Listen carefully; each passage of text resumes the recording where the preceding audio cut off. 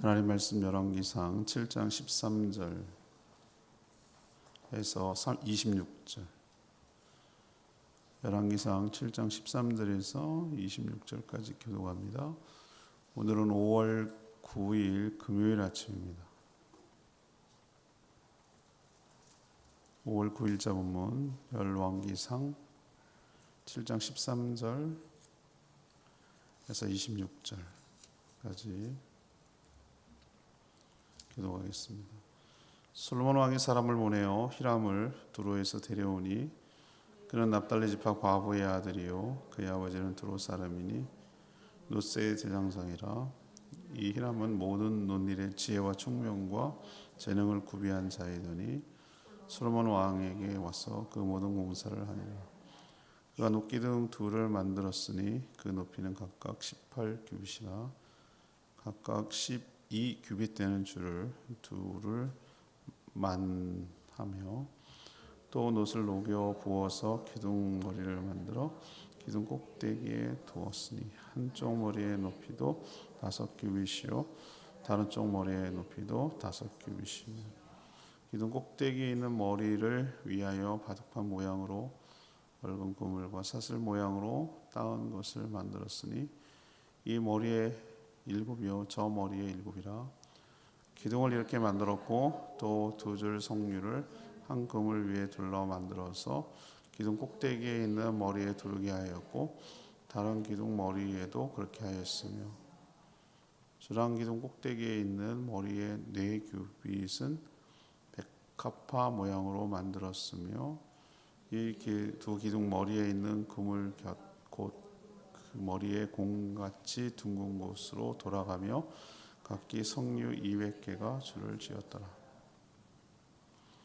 이 두 기둥을 성전의 주랑 앞에 세우되 오른쪽 기둥을 세우고 그 이름을 야긴이라 하고 왼쪽에 기둥을 세우고 그 이름을 보아스라 하였으며 그 두 기둥 꼭대기에는 백합화 형상이 있더라. 두 기둥의 공사가 끝나니라.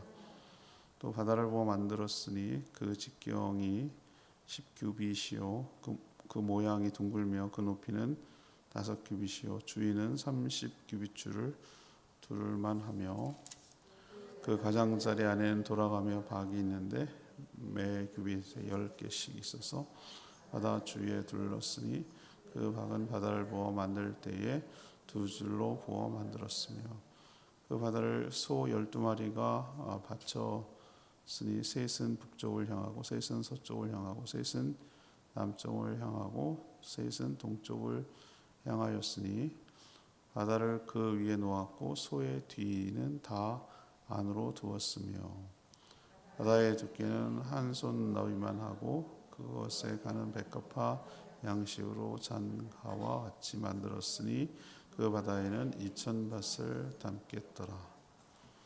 아멘.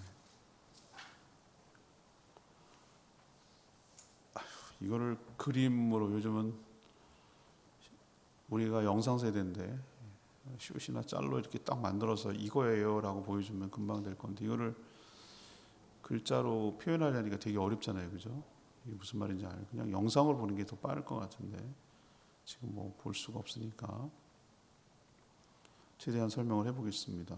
아무튼 이 솔로몬은 일단 두로의 사람을 보내서 청동 장인이 히람을 데리고 옵니다.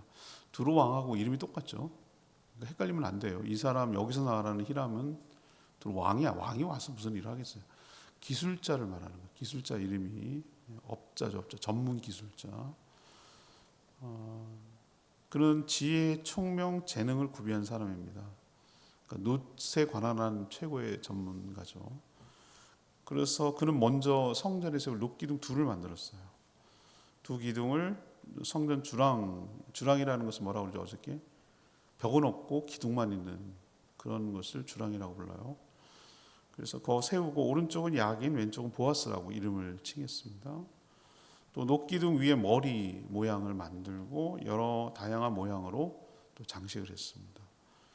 그리고 이 사람이 그 끝난 다음에 뭘 만들었냐면 커다란 물을 담는 이름을 그걸 바다라고 불러요. 그러니까 우리가 헷갈리는 거죠. 우리는 바다 그러면 sea view 뭐 오션 뷰 뭐 이렇게 말할 때 그 바다라고 생각하는데 아마 물을 많이 담아서 그랬나? 그래도 뭐 그릇이지 뭐, 그죠? 돌문화공원 가면은 엄청 큰 이렇게 둥그렇게 된 그게 있는데 그 정도는 아니고 아무튼 큰 대야예요. 엄청 큰 대야를 이제 노스로 만들었습니다. 이걸 왜 만들었을까? 예, 당연히 성전에서 필요한 거니까 만드는데 제사장이 정결예법, 그러니까 물로 씻어야 되고 하는 그런 의식을 행할 때 사용했던 물을 담으려고 만드는 것으로 보입니다. 또 내일도 모레도 이렇게 좀 성전 기구에 대해서 어떻게 만들었는지에 대해서 지금 설명하는 거예요. 자, 오늘 질문은 히람을 통해서 알 수 있는 것은 무엇이냐는 거예요. 여기서 히람은 두로왕이 아니고 청동 기술자, 놋 기술자를 통해서 알 수 있는 게 뭐냐 이거죠. 13, 14절 말씀을 근거로 하나님은 믿음과 은사가 있는 자를 쓰신다라는 것을 우리에게 가르쳐줘요. 하나님은 누굴 쓰시는가? 믿음과 은사가 있는 자를 사용하신다. 자, 어제는 제가 뭐라고 그랬습니까? 어제 묵상하면서 그전에는 성전의 그 커다란 외형적인 하드웨어를 하는 거라면 중간에 왕궁 얘기를 하다가 다시 어디로 돌아옵니까? 성전으로 돌아오는데 이번에는 성전이 좀 표현이 뭐한데 안에 무엇은 기구를 넣고 어떻게 장식을 하고 어떻게 이런 어떤 인테리어? 내장 공사 같은 걸 지금 하고 소품도 넣고 기구도 넣고 뭐 이런 것을 지금 언급하고 있는데 이제 그 최고의 자재를 사용해서 그 성전 건축을 했잖아요. 뭐 백향목은 최고급 목재라고 할 수 있고 잣나무도 들어오고 뭐 감람나무를 사용했고 전부 다 금으로 했고 뭐 이런 과정을 했죠. 그렇게 했듯이 또 돌도 최고의 돌로 했고 역시 그런 일을 하기 위해서 최고의 기술자를 초빙합니다. 초빙해서 제작에 나서는데 솔로몬은 사람을 보내서 두로에 살고 있는 히람을 데리고 왔어요. 히람이라고 하는 장인, 청동 기술자를 데려왔는데 그 사람의 소개하는 걸 보니까 엄마가 이스라엘 사람이에요. 납달리 지파의 과부예요. 납달리 지파는 12지파 중에 하나입니다. 그런데 아버지가 누구냐면 두루 사람이에요. 그러니까 이방인하고 결혼했던 것 같아요. 남편이 죽고 살려고 아마 그 두로에 있는 이방인과 결혼해서 낳은 아이가 이 히람이라는 아이예요. 그러니까 아버지가 살고 있는 두로에서 살고 있죠. 그러니까 반은 이스라엘인, 반은 유대인, 반은 두로인, 뭐 이런 사람인데 그가 노스로 하는 일에는 최고의 전문가였던 모양이에요. 근데 그 만드는 얘기를 기술한 걸 보면은 야, 지금 생각해도 어떻게 이런 일을 만들었을까라고 생각할 정도로 앞서 놋을 잘 다뤘다는 거죠. 지혜와 총명과 재능을 구비했다라고 오늘 표현하고 있습니다. 솔로몬이 왜 이런 청동 장인을 모셔왔죠? 데리고 왔죠? 성전에 여러 가지 필요한 것들을 제작을 해야 되는데 놋으로 제작하는 게 많았거든요. 그 성전 내부에는 금으로 더 씌워가지고 하는 걸 할 수 있지만 만들어야 되는 거예요. 정교하게 어떤 물품을 만들어내서 만드는 게 쉬운 길이 아니잖아요. 그게 부어가지고 하는 거잖아요, 그죠? 그 기구를 만들 때 그 청동을 녹여서 불로 막 뜨겁게 한 다음에 액체처럼 되면은 거푸집을 만들겠죠. 여러분 그거 솥단지 만드는 거 안 보셨어요? 뭐 커다란 소리 이런 거 만들 때 보면은 그렇게 커다랗게 쇳물 같은 걸 녹여서 틀을 만들잖아요. 틀은 어떻게 만드냐면 흙 진흙 같은 걸로 만들었어요. 그 당시로서는 진흙을 갖다가 이렇게 거푸집을 만들어 갖고 그 안에 그 뜨거운 그 쇳물 그러니까 녹물을 이렇게 넣는 거예요. 넣으면은 거기 액체니까 들어갔다가 그걸 갖다 어떻게 합니까? 식잖아요. 서서히 식고 굳으면 어떻게 하죠? 진흙을 깨는 거죠. 진흙을 깨서 그것만 남겨놓고 이런 방식을 취했단 말이에요. 그러면 얼마나 정교하게 이것을 제작을 하고 틀을 만들고 또 다듬고 이렇게 문지르고 뭐 이렇게 해야 되는지 이게 보통 일이 아니라는 걸 내가 느껴지긴 해요. 자, 그러면 히람이 급여 때문에 이거 했을까요? 왕의 명령인가? 이런 생각이 들기도 해요. 돈 줬겠죠. 그냥 했겠습니까? 이런 장인을 쓰는데.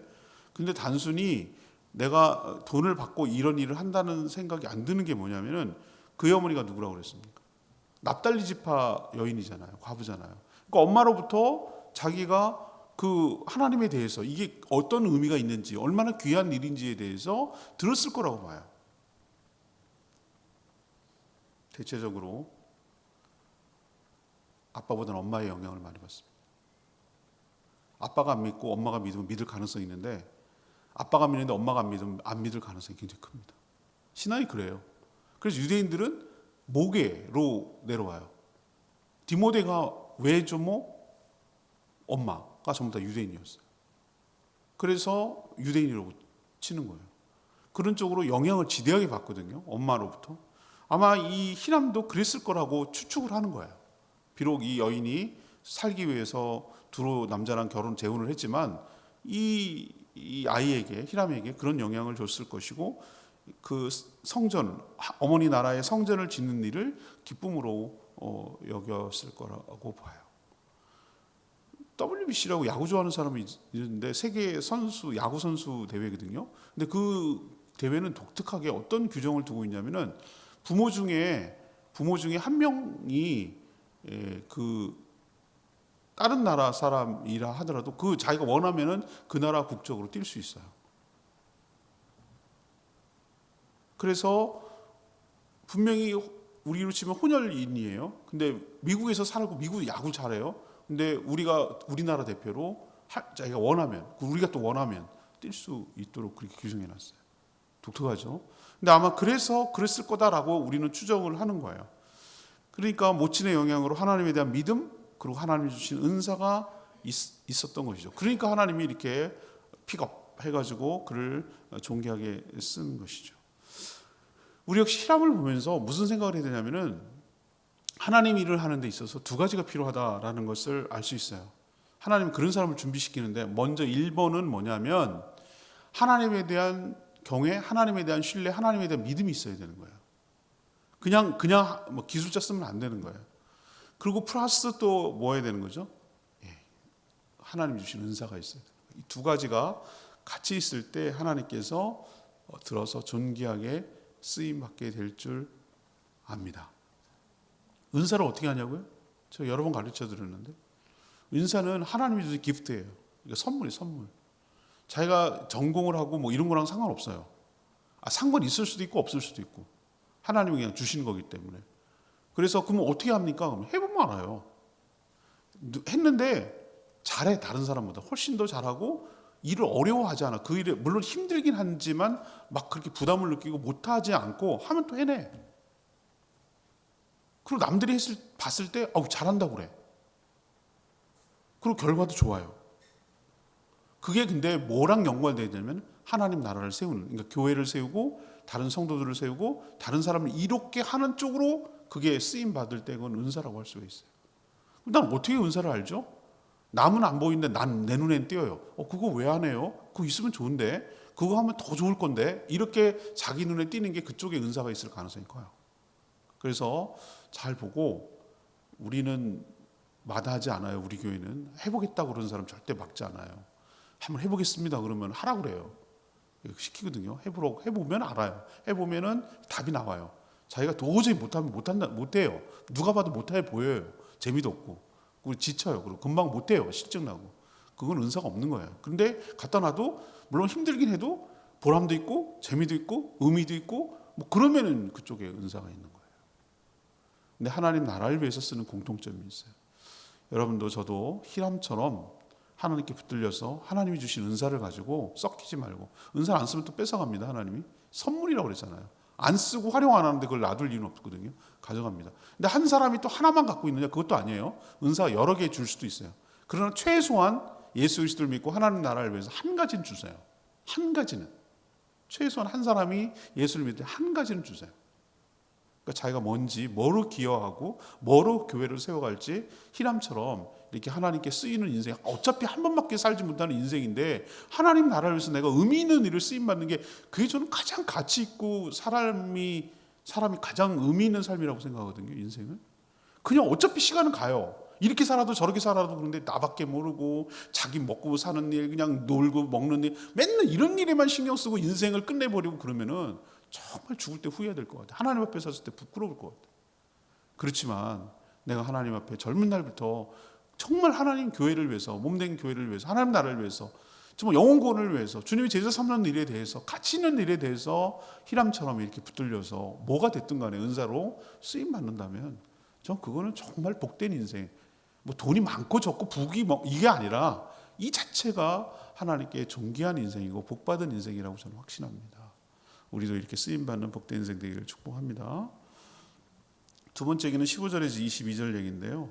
하나님의 능력만으로 성전이 세워져 간다라는 것을 우리에게 가르쳐줘요. 히람이 가장 먼저 한 일이 뭐예요? 성전 주랑, 기둥 있잖아요. 그 앞에 세울 두 녹기둥을 만드는 거였어요. 녹기둥, 말 그대로 기둥이에요.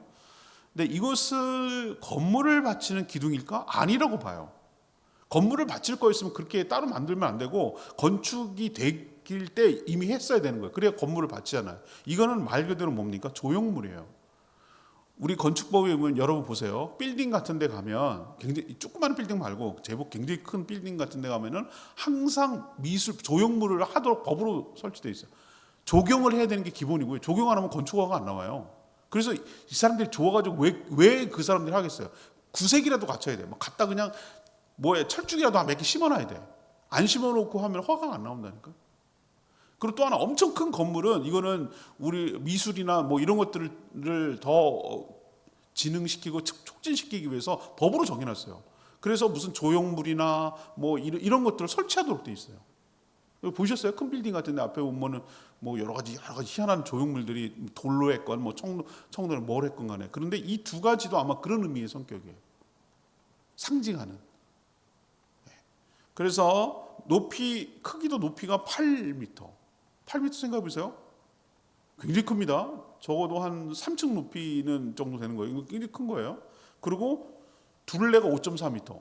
이런 5.4m면은 어마어마하게 큰 둘레예요. 큰 아름드리 나무 정도 되는 거예요. 사람이 5.4m, 두 사람이 뭐예요? 세 사람이 이렇게 해야 되겠네. 그죠? 세 사람이 이렇게 잡아야 되는 정도로 큰 거예요.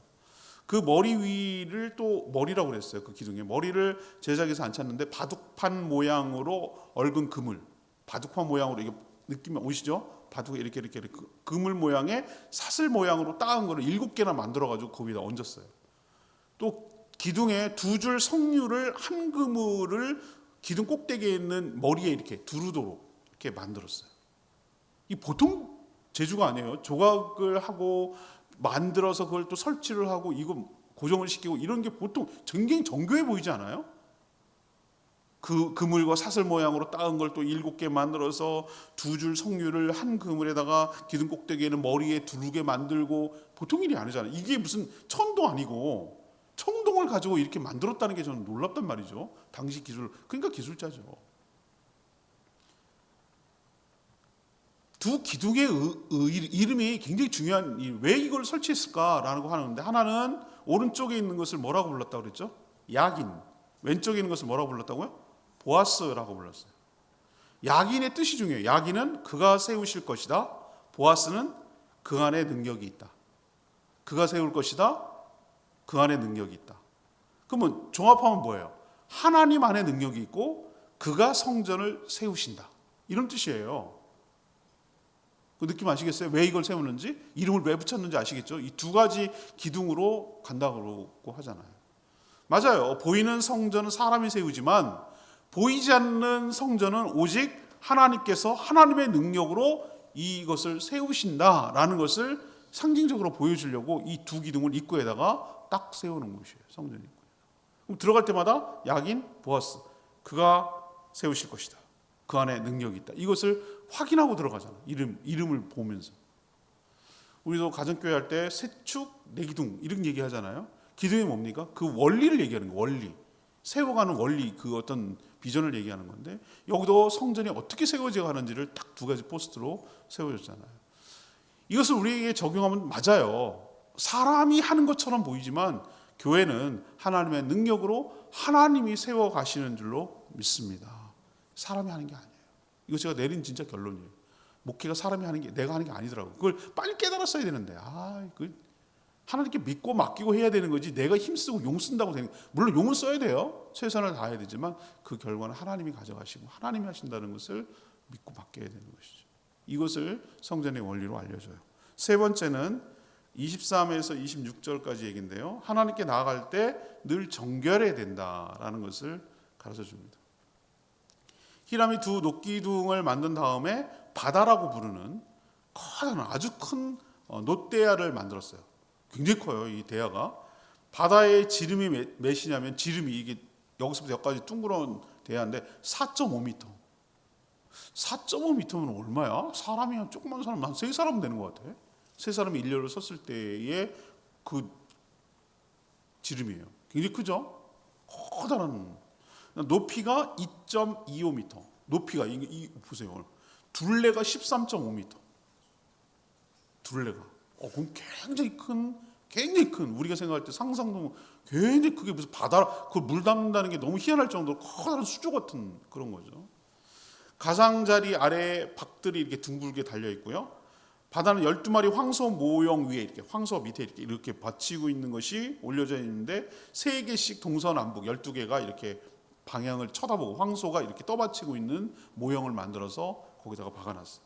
바다에 담을 수 있는 양을 2,000밭이라고 있는데 이것을 우리로 치면은 약 44km, 44km 정도를 그 안에 물을 담을 수 있고요.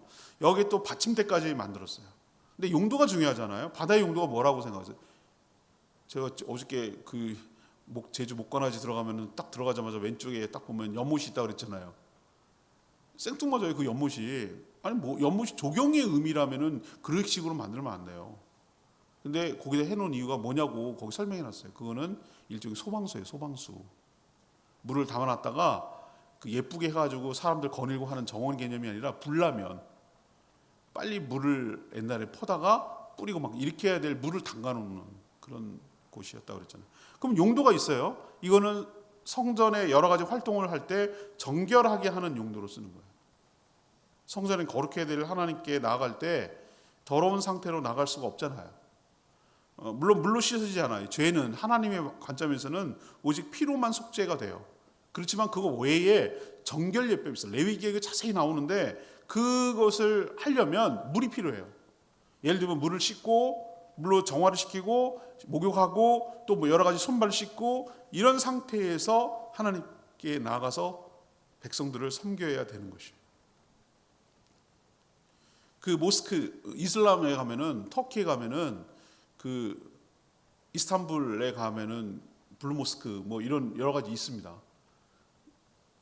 그게 있는데 걔네들 들어갈 때는 어떤 원칙이 있어야 되냐면은 그 원칙이 있어요. 일단은 반바지, 숏치마 이런 거 안 돼요. 롱으로 해야 되고 또 신발을 벗어야 돼. 난 그거는 뭐 불교도 마찬가지고. 그런데 손 이거 씻어야 돼. 그 이슬람 법에 손, 귀 뭐 이런 거 씻고 들어가요. 왜 그렇죠? 정결하게 하고 가라는 거예요. 그걸 아예 법으로 명시해놨어. 그런 것처럼 그게 영향을 받아. 이게 유대교도 이슬람이 그 뒤에 나왔거든요. 유대교 뒤에 나왔으니까 그 영향을 받은 거예요. 그래서 성전에 예법을 하고 정결 예법을 할 때 어떻게 됩니까? 씻는 용도로 사용했을 것이다라고 바다의 용도를 이야기합니다. 우리도 어떻게 합니까? 주의를 하기 위해서는 어떻게 해야 됩니까? 그냥 막 하면 안 됩니다. 오염된, 우리도 보면 느낌 오시죠? 오염된 상태에서 만지면 또 오염됩니다. 그렇기 때문에 우리도 주의를 할 때 기본적으로 어떻게 합니까? 그릇을 얘기할 때 디모데 전서가요. 거기서 얘기할 때 뭐 우리는 성전의 그릇 같은 것인데 여러 가지 종류의 그릇이 있지만 하나님이 쓰시는 그릇은 깨끗한 그릇을 쓴다는 거죠. 설거지도 안 한 그런 그릇을 또 여기다 담을 수는 없잖아요. 뭔 용도가 다 다를 수 있지만 중요한 것은 쓰임 받으려면 깨끗해야 된다는 거예요. 그런 것처럼 우리 역시 하나님 앞에 나가서 쓰임 받기 위해서 먼저 주의 보혈로 회개함으로 주의 보혈로 정결하게 되고 성령의 불로 소멸되고 그래서 깨끗하고 정결한 상태에서 하나님께 쓰임 받도록 하기 위해서 바다를 만들었다라는 것을 기억하시기를 바랍니다.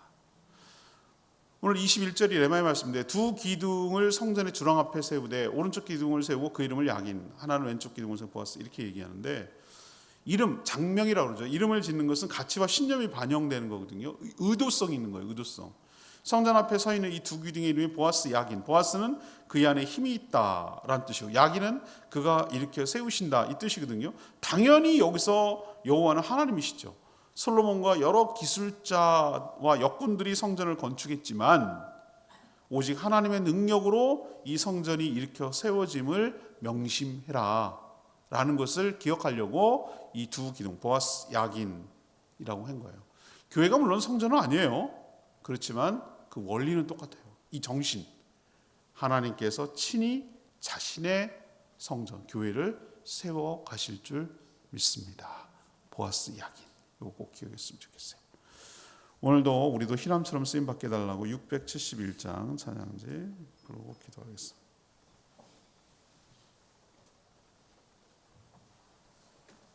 찬양지 671장 나를 받아옵소서. 주님,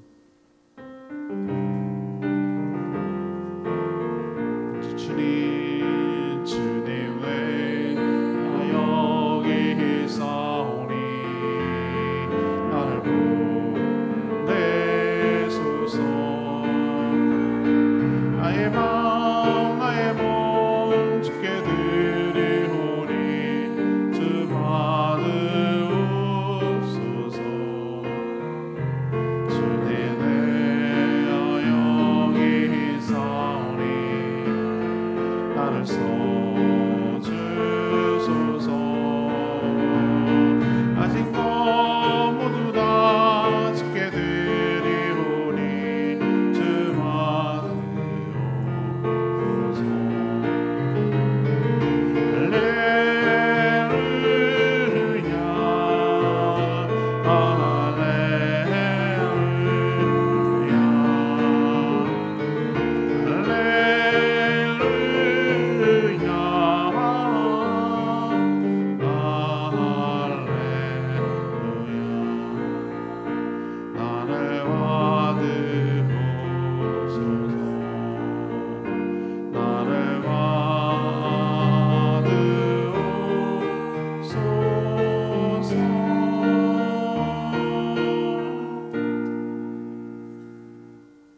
오늘 말씀 듣고 여러분 각각 다 다가오는 말씀이 다르죠. 히람은 납달리 과부 두로인 아빠 사이에 태어났지만 그의 어머니 나라 성전을 짓는 일의 의미와 가치를 알았어요. 자신을 써주는 하나님께 감사함으로 자신이 받은 은사를 융화없이 아주 마음껏 발휘해서 성전의 여러 가지 기구들을 만드는 데 쓰임 받았어요. 우리와 저희 자녀들이 주님께 붙들려서 하나님 나라를 위해서 존귀하게 쓰임 받고 그래서 자기밖에 모르고 자기만을 위해서 사는 인생이 아니라 하나님 위해서 존귀하게 쓰임 받는 인생 되게 해달라고 기도해 주시고, 교회가 야긴 보아스, 하나님이 세우고 그가 능력이 있다는 걸 기억하고 주의 능력으로 교회가 세워짐을 기억했으면 좋겠어요. 바다를 왜 만들었을까? 큰 대야 하나님께 나아갈 때 그리스도의 보혈과 성령의 불로 소멸하여 정결하게 된 상태에서 나가야 됨을 우리에게 가르쳐줘요. 하나님 오늘 주신 말씀대로 각자에게 주신 말씀대로 하나님 그렇게 살게 해달라고 주여 외치며 기도하겠습니다.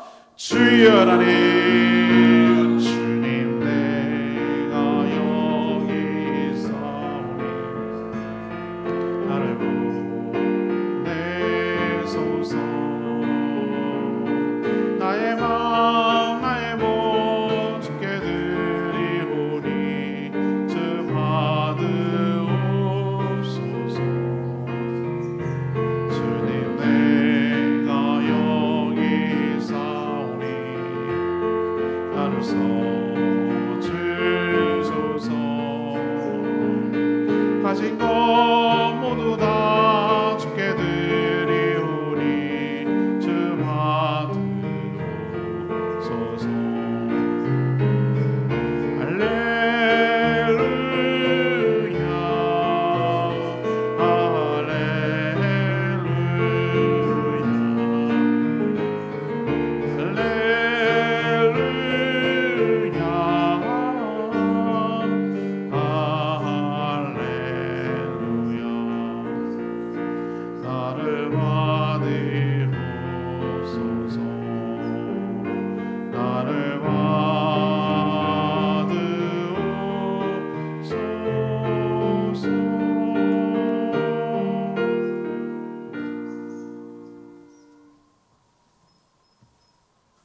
하나님, 저희도 히람처럼 하나님을 향한 믿음, 하나님께 받은 은사로 주님의 몸인 교회를 잘 세워가는 데 쓰임받게 하여 주시옵소서.